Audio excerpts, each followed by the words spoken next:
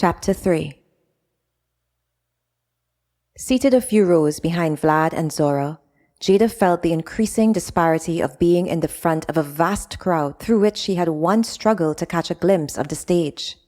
It was overwhelming, and it only added to the anxiety she couldn't seem to combat since Zora's outburst. She took a deep breath and slowed her airy rhythms, forcing herself to observe her surroundings and soak in the experience. Royalty took precedence over the order based on their positioning in the first row. Still, only one row was needed, as just the head royals of each sky city generally attended the 11s. Royals were known to have demeaning views of events involving the lowly sky colony citizens, and they resisted interruptions to their luxurious lives, especially to listen to the order. It was said that the order sent their transcripts ahead of the celebration so that the royals' attendance would not be necessary. As such, the head royals only attended out of obligation to their elite representation, and perhaps to keep a careful eye on the order should they forget their societal place. The order breathed easier when royals were absent and seemed to encourage it. They'd almost celebrated when the last ruler died of old age just 2 years before. As rulers could only be appointed on the 11s, the order had enjoyed the privileges of being the de facto kings and queens of the sky colonies, a period that the royals did not relish. The strange tensions between royalty and the order were indeed quietly accepted even among the citizens. The high priestesses and priests of the order had even once opposed sitting in the rows behind the royals, believing that their position as the vessels for Jeanelle gave them far greater importance. That opposition was said to have been swiftly ended, and never spoken of again. Following the order in seating with the top officials of the capital, Legis beamed at his surprise placement among these officials, being the only member of the Sky Colony's forces in that row. The other city heads of the Sky forces outside the capital were seated behind him. He'd expected to be in their row despite them all reporting to him, so the honor of being placed next to the wealthiest and most influential sector owners in the cities gave him somewhat of a celebrity's boost. He reached over to Jada and squeezed her hand. "Isn't it all amazing?" Legis gushed. Jada knew precisely what he needed to hear. "You're amazing," she cooed, and Legis's chest lifted to the sky. After uttering those automatic words, however, Jada felt a mix of emotions in what she'd expressed. Her spirit plunged into increased heaviness the more she tried to find the source of why her esteem for Legis had suddenly changed. It was only upon catching sight of Zora turning to meet her eyes that Jada knew why her stomach had turned immediately after issuing her compliment. Legis had celebrated a shocker going off, a potential life lost, and that life could have been her sister's. The wave of nausea overtook Jada as the blood drained from her face. Regardless of her compassionate views towards the Earth colonies, she now felt like her husband's stance and the laws of the Sky colonies themselves were a personal attack. These laws had sought to strip her of her only remaining relative who'd come back to life, a clear gift from Jeanelle. Jada no longer knew how to align even her mask to the requirements from the order. As if on cue, the order took their place on the magnificent gold and maroon stage and began their drone of chants. For the first time, every word raked Jada's spirit.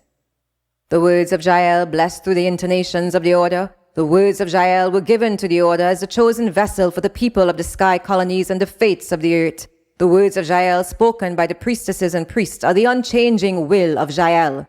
Should any other proclaim to know her will or her words, eternal damnation shall be upon them as they are cast from the towers to the pits of hell beyond the earth below. May they be cursed. May their family be cursed. May their descendants for 7 generations be cursed until such a time that the 8th generation may apply for redemption from the order." On and on the chants continued, with an hour-long rendition of laws that every citizen knew mostly by heart. This was not from a passion for learning, but from the weekly repetition endured when all citizens stood as the laws resounded throughout the sky cities. Soon, the order continued to the laws regarding the Earth colonies. "The law of Jeanelle towards the citizens of the Earth colonies below, allowing for the existence of their people except and unless they try to ascend beyond the level they have deservedly been given. The law which has now changed, the only law Jeanelle has changed in the past 100 years. Jada held her breath as Zora whipped around to stare at Vlad. The law now states that the duty of the Sky Colonies is the mass elimination of the Earth Colonies for their repeated infringements upon the laws of Jeanelle. The law also states that any Sky citizen who is not fulfilling their duty to extinguish the Earth Colonies shall be seen as perpetrators of the sins of the Earth Colonies. Having gone against the will of Jeanelle, they shall suffer a worse fate of being flogged naked in the streets before the perpetrator and their families shall be made to take the Skyfall. Gasps echoed throughout the crowd, even among the forces. Flogging had been outlawed for over 2 centuries, and death sentences to citizens of the Sky Colonies were no longer public displays. Instead, such offenders were escorted privately to the Skyfall and killed in the presence of the Order and the assigned forces to their case. Among those present to hear these damning words, the only ones who showed no surprise to the amendment were the royals. They had already been informed before their arrival. Vlad may have appeared unmoved, but he wasn't left untouched. When he'd first perused the script, it was merely more boring words and laws from the Order. Now, having been sent to help Zora, it felt vastly different. These laws told to the Order by Jeanelle didn't seem consistent with her request for him to help the stranger ascend. Something didn't make sense. And for a moment, he questioned whether the voice he heard was Jael's, and if not, whose was it? Even worse, if so, whose voice did the Order hear? Could they even hear her? On what grounds had the royals given so much power to the Order, and how could the Order be held accountable if they alone could hear Jael's voice? It didn't help Vlad's discomfort that Zora still hadn't shifted her gaze from him. He didn't have the heart to meet her eyes. Instead, he turned slowly to look at Jada. Jada felt as if she had already been found guilty beneath Vlad's gaze. His eyes breached her soul's defenses and flooded it with terror, rendering her naked and awaiting her flogging in the city's center. She felt the whisper of death brush the nape of her neck, then jumped when Lee just hissed, "Why is he looking at you like that? I hope you didn't reveal any form of compassion towards the Earth Colonies." Vlad averted his gaze while Jada stammered to Legis, "Of course not. And I am not compassionate towards them. I am simply a compassionate woman in general, as we women tend to be."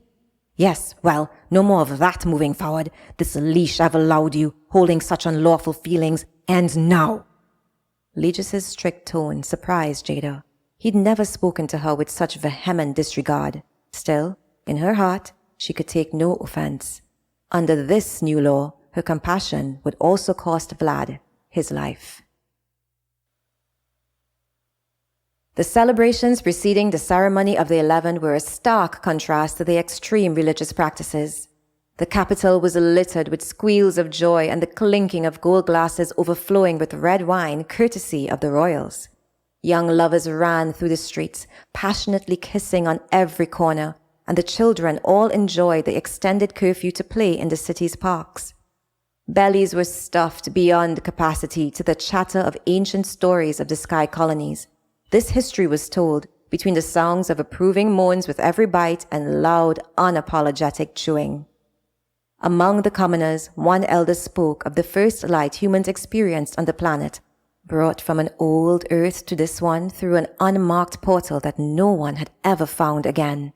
The new Earth already had inhabitants, but they were strange spirits who could not be perceived through human eyes. Instead, they communicated through the spheres across the planet, made of gold and unknown metals holding inanimate life. These spirits were prophetic mages of great power, and they knew the secrets and mysteries of their universe. They began to teach the first humans, with their most extraordinary knowledge being of the goddess of the universe, Jael. They said Jael had been the one who opened the portal on the old Earth and selected those who should inhabit the new, an act of absolute redemption as wars and disasters had savagely overrun the old Earth. There was but one sphere through which Jael chose to speak directly, the Goldberg sphere, the old man dramatically whispered. But not everyone could hear the words that came from it. It didn't matter if they were near or far from that sphere. When Jael spoke, her frequency carried over the waves and lands to her chosen ones.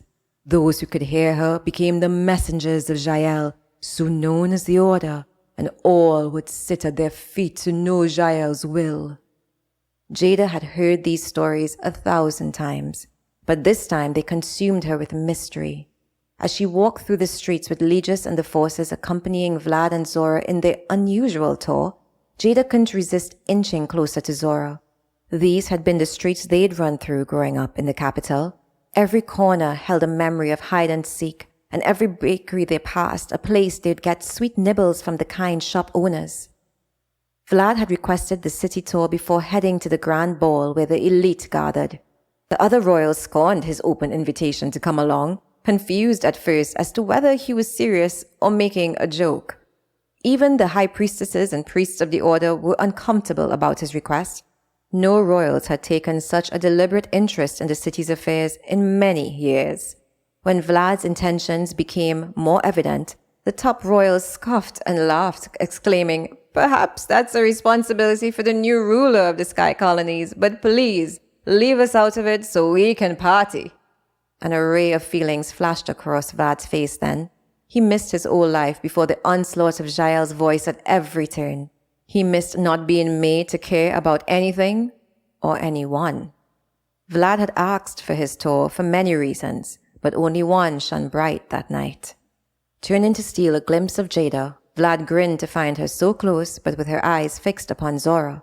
Understanding, he whispered to Zora, "No more outbursts," before calling out to Legis to join him. Legis beamed brighter than the sun, rushing to accept the honor while Zora shifted next to Jada once again. Zora hadn't needed a reminder from Vlad, however. She'd had a little time to reconsider her expectations of Jada beyond her initial anger of seeing her sister so closely interwoven with the forces. If Zora was honest with herself, the real issue wasn't the enforcers of the law, but those putting the laws in place. "I'm sorry," Zora whispered to her. "I keep treating you like you should somehow know the truth. I guess I forgot how it felt when I first left Skycall. Those first moments of having a reality I believed in completely torn from my life, along with our parents. Those moments thereafter, on the earth calls, they were ravaging to the soul." As her voice dipped into reminiscent pain, Jada knew the past 10 years had likely been very different for Zora than they were for her. "It must have been torture," Jada sighed, "having to exist in that desolation below." "No," Zora replied with a faint smile. "It was freedom. A painful one to gain, but one I wouldn't change for anything." At the sight of Jada's surprise, she continued, "Jada, the Earth colonies aren't desolate like we were made to believe as children. They are bountiful and beautiful, but like here, also filled with politics and those seeking power. But the one distinction, the most important one, is that we are free from the lies and laws of the Order. They know this. And now, more than ever, they've recognized the extent of this threat to their power over the Skycalls. That's why their mission is now our annihilation." As they approached the palace's entrance to the grand ball, Jada, desperate to know more, pressed Zora. "You said the Sky Forces killed our parents. Why would they have done that?" "Because they found out that our parents were protecting the identity of 2 cities in the capital, and when they demanded our parents give up the names, they refused." "Cities?" "Yes. That's what we're called in the Earth Calls, although we're the first anyone has known of for centuries. It's the name for those born of Jael's voice, but you can't ever use that word with a single soul here, not even Vlad. If he knew what we are." "What we are?" Jada's voice trailed off as the realization hit. Their parents had died protecting them. Entering the 11th Grand Ball was nothing short of a heavenly experience. Small clouds, controlled by the exclusive technology of the royals, burst delicately into little showers for the guests along the sides of the sparkling gold carpet. In the passing presence of a royal, they resounded with thunders and tiny flashes of lightning. But when the Order walked through, the clouds mostly disappeared. The high priestesses and priests ignored the decor's snub, choosing instead to tilt their noses upward as the frivolity of the night began. Vlad winked at Legis and signaled to someone at the exact moment that Legis and Jada stepped onto the carpet. A few flashes of lightning, more than anyone who wasn't a royal had received, broke Legis into a hearty laugh. Zora shared eyes with Jada, and Jada giggled, amused by Vlad's evident effort to keep Legis close for their sisterly reunion. Zora knew better, given Vlad's inability to rip his head away from Jada's direction. Still, Zora chose to leave her sister in whatever comfortable beliefs she could still have. There wouldn't be many of those left by the time Zora fulfilled her mission. Brightened warmly by lights that glowed and swam below the exquisitely painted ceilings, the ballroom was a feast for the senses. Jada had never smelt food that could gently stroke her stomach in little growls of desire while also filling her with just the scent. Wine overflowed from moving fountains installed above the crowd. They had gold mechanical arms that stretched to every glass that needed to be refilled. One could want for nothing, need for nothing, without it appearing almost on subliminal demand. Yet, of all these treats, nothing wowed more than the music. Jada and Zora grinned at each other the minute the orchestra of the royals began to play. Famous in any colony, sky or earth, their ability to weave songs into dance while simultaneously spitting on the archaic plaintive chants of the order could momentarily erase even the thought of war. It would only take an hour before the entire ballroom was drunk on music, aided by wine to the point of distant recollection. No one cared about rank or class when the night reached this point. Vlad took the throne in between for all of 30 seconds. He acknowledged that he was now the ruler of the sky colonies, but then he jumped into the crowd to their cheers and laughter. With the formal crowning the next day, he'd insisted no one waste another second on pointless verbal vomit. A quip at the order, no doubt. As the music resumed to sprays of white wine, Jada and Zora finally had a chance to embrace each other tightly and burst into dance. Perhaps they'd counted their comforts too soon. Sigil and Milo, the two priestesses of the order who'd followed their progression since the city center, hadn't taken one sip from their glasses. Alert and full of youth, the order had tasked them with being among their unseen eyes on the movements and choices of the royals. They'd snuck behind the group when Vlad took the tour of the capital, keeping tabs on when he brought lieges to his side, a notably strange choice. Commanders were given charge of the safety of royals, but the royals also brought along their elite royal guard. Vlad had left his guards at Ego, the sky city of his birth. First, he sneaks his sister into the capital, clearly either unregistered with a portal somehow or through a secret portal, if there is one, Sigil hissed. And then he chums up with a lowly Skyforce commander who clearly now believes he has rank. I mean, the lightning for a commander? And now, Milo took the reins from Sigil, this sister of his, Tamina, has chummed up with an even lowlier woman, the orphan Jada, that we were all surprised the commander chose to wed. Even at his station, she was still way below his league. So why would Tamina allow herself to get so familiar with Jada? I wonder if Tamina has been properly trained like the other royals, Sigil murmured. Maybe that's why she's kept in hiding all this time. It would make sense that her first showing would be at Vlad's appointment as ruler, but the rest of it doesn't add up. It doesn't even add up that Vlad was appointed the next ruler, Milo replied to a nodding Sigil. Nothing about Vlad had made sense to the order when they were informed that he would take the place of the last ruler. Rulers had never been chosen from Ego. Not necessarily because they didn't hold a rightful place, but because they never wanted the responsibility. Ego's royals were among the wildest and most insensitive of the sky colonies. They played terror games with the citizens for fun, and often were seen crashing or destroying valued property and passing along the blame like a hot bake. Known for their merciless wrath if challenged, no one dared to oppose them, not even the order stationed at Ego. Instead, the priests and priestesses there sent regular reports of complaints to the capital. The most they'd ever achieved was being able to vent. This lack of empathy and compassion, along with a negligent view of responsibility, was so ingrained that even the royals from the other cities were shocked when Vlad submitted his name. Then, as if for their absolute amusement, every single royal voted in favor of his appointment. Vlad knew the unanimous support was just for their fun and games. They likely also thought that was why he did it. The order had been restless since they'd heard the news. They'd spent the past 2 years in preparation for the complete overturning of the sky colonies under Vlad's rulership. Appointing a small task force of priests and priestesses to keep an eye on his movements had been a priority for them. Despite their extensive reservations, however, the high priestesses and priests of the order had cited one significant advantage to the appointment of a terror-hungry ruler. It was their chance to implement a law that could end the greatest threat to their sovereignty through Jeanelle, the elimination of the people and knowledge of the Earth colonies.